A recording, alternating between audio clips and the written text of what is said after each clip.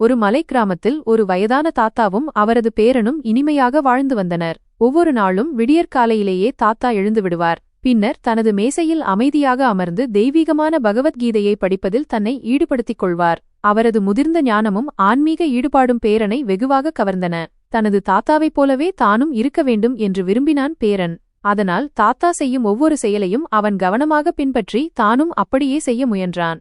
ஒருநாள் ஆர்வமும் ஏக்கமும் நிறைந்த குரலில் பேரன் தாத்தாவிடம் சென்றான். தாத்தா என்று ஆரம்பித்தான். நானும் உங்களைப் போலவே தினமும் பகவத்கீதை படிக்கிறேன். ஆனால் அதன் ஆழ்ந்த தத்துவங்களில் பெரும்பாலானவை எனக்கு புரிவதில்லை. அப்படியே சில விஷயங்கள் புரிந்தாலும் புத்தகத்தை மூடிய அடுத்த கணமே அவை என் நினைவில் இருந்து மறைந்து விடுகின்றன.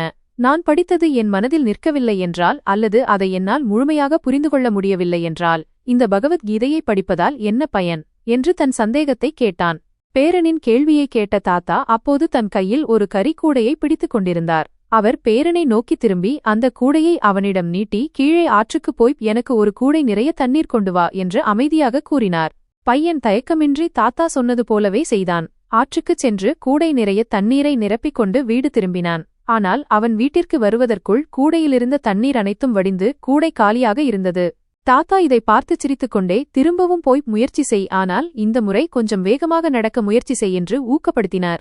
பையன் தாத்தாவின் பேச்சைக் கேட்டு ஒப்புக்கொண்டான். இந்த முறை அவன் தண்ணீர் கொண்டுவர இன்னும் வேகமாக ஓடினான். ஆனால் துரதிர்ஷ்டவசமாக அவன் வீட்டிற்கு வந்தபோதும் கூடை காலியாகவே இருந்தது. தாத்தா அவனை மீண்டும் மீண்டும் முயற்சி செய்யச் சொன்னார். ஆனால் ஒவ்வொரு முறையும் தண்ணீர் வரும் வழியிலேயே வடிந்து கூடை காலியாகவே வந்து சேர்ந்தது. பேரன் மெல்ல மெல்ல சோர்வடைய ஆரம்பித்தான். கூடையில் தண்ணீர் கொண்டு வருவது என்பது சாத்தியமற்றது தாத்தா. நான் உங்களுக்கு ஒரு பக்கெட் நிறைய தண்ணீர் கொண்டு வருகிறேன் என்று தன் இயலாமையை தெரிவித்தான்.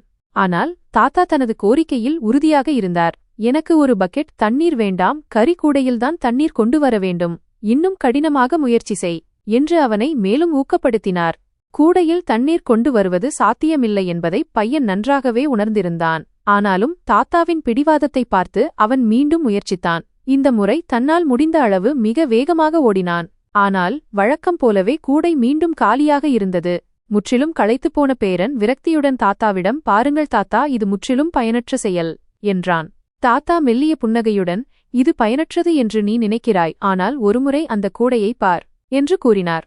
பையன் கூடையை கூர்ந்து பார்த்தான். அவனுக்கு ஆச்சரியம் காத்திருந்தது. கூடை இப்போது முன்னைவிட மிகவும் சுத்தமாக இருந்தது.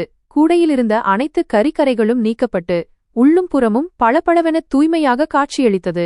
தாத்தா பேரனின் தோளை தட்டி, இந்த கூடை இப்போது அனைத்து கரைகளிலிருந்தும் சுத்தமாக இருப்பதை நீ பார்க்கிறாயல்லவா? அதுதான் நீ பகவத்கீதையை படிக்கும்போதும் நிகழ்கிறது. நீ படித்ததை